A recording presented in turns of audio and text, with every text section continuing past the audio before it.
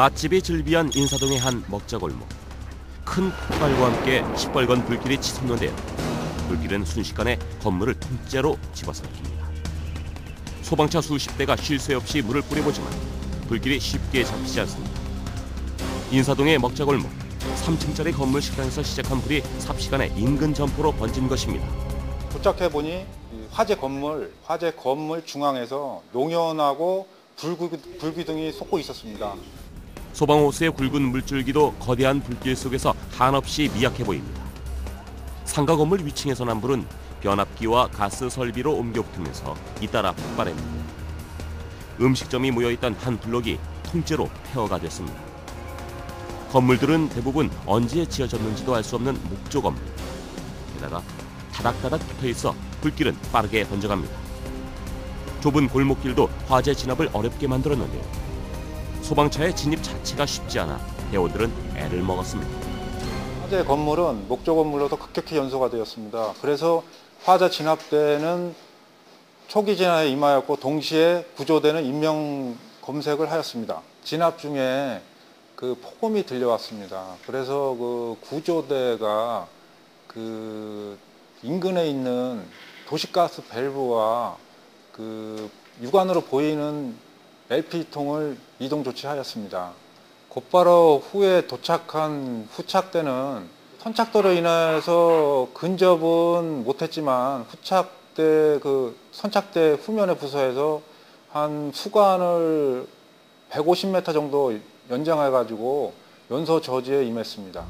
큰 불을 진화하기까지 1시간 반이 소요됐고 잔불은 자정을 넘겨 겨우 진화됐습니다. 이 불로 식당 뒤편 숙박시설에 있던 여성 7명이 연기를 마셔 인근 병원에서 치료를 받았고 건물 8개 동과 점포 19곳이 불에 탔습니다. 수십 년간 손님들에게 사랑을 받아오던 인사동의 음식점들이 잿더미로 변했고 삶의 터전을 잃은 상인들은 당장 먹고 살 길이 막막해졌습니다. 이처럼 재래시장과 먹자골목과 같은 점포 밀집 지역에서의 화재는 엄청난 재산 피해를 발생시키는데요. 지난 2011년 9월 종로구 관수동 인쇄소 거리에서 불이 나 상가 점포 11개를 태웠습니다. 인명피해는 없었지만 한순간의 화재로 주변 점포들은 막대한 손해를 입었습니다. 지난해 3월에도 경북 포항시 죽도시장에서 원인을 알 수 없는 화재가 발생해 2시간여 만에 진화됐는데요. 이 불로 점포 12개 동이 불에 타는 등 1억 8천만 원의 재산 피해가 발생했습니다. 점포 밀집 지역 화재는 그 무질서하게 연결된 그 전기 배선이나 그 겨울철 난로 및 그 LP 가스 등 그 원인으로 인하여 화재가 발생하고 있습니다. 이런 점포 밀집 지역 화재는 대형 인명 피해 및 재산 피해 위험이 있습니다. 특히 점포 밀집 지역에서의 화재 피해액은 상상을 초월합니다. 지난 2005년 12월 대구 서문시장에서 불이 났을 때 1220개의 점포가 소실돼 피해액이 무려 1,000억 원 이상 발생하기도 했습니다. 손해보험사 통계로는 재래시장 화재 건수는 전체 화재 건수의 0.1%도 되지 않지만 피해액은 연간 전체 화재 피해액의 10%를 넘습니다. 하지만 대부분이 화재보험을 들지 않아 피해 보상을 받을 길이 없는데요. 전국의 재래시장 점포 2만여 개 가운데 화재보험에 가입한 곳은 전체의 20%에도 미치지 못하는 상황입니다. 문어발식 콘센트를 사용하시면 절대 안 되고 난방기구 및 가스 사용 시 안전수칙을 준수해 주시고 주기적으로 소방안전점검을 받는 것이 중요합니다. 한 번의 화재로 모든 것을 잃을 수 있는 점포 화재.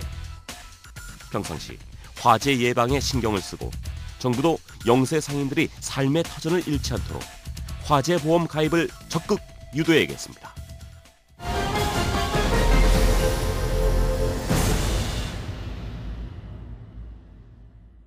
지난 2월 15일 성북구의 한 아파트 주차장에 119 구급대가 출동했습니다. 주차장에는 승용차 한 대가 옆으로 넘어져 있는데요. 속도를 낼 수 없는 주차장에서는 이 같은 전복사고가 일어날 리 만무한 상황. 승용차가 경사진 도로를 내려오다가 난간과 가로수를 들이받고 상가 주차장으로 추락을 한 것입니다.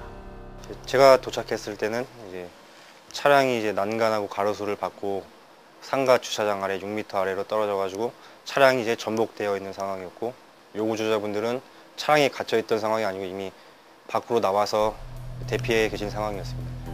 6m나 되는 아파트 상가 주차장 아래로 추락한 승용차. 구조대는 혹시나 모를 화재에 대비하기 위해 현장 도착 즉시 엔진 오일과 자동차 배터리 배선을 제거합니다. 우선 도착해가지고 현장 안전 통제를 했고요. 안전 통제를 한 다음에 이제 바닥에 떨어진 기름이나 엔진 오일 같은 거를 흡착포를 이용해서 추가적인 사고가 발생하지 않도록 제거하는 작업을 실시했고요.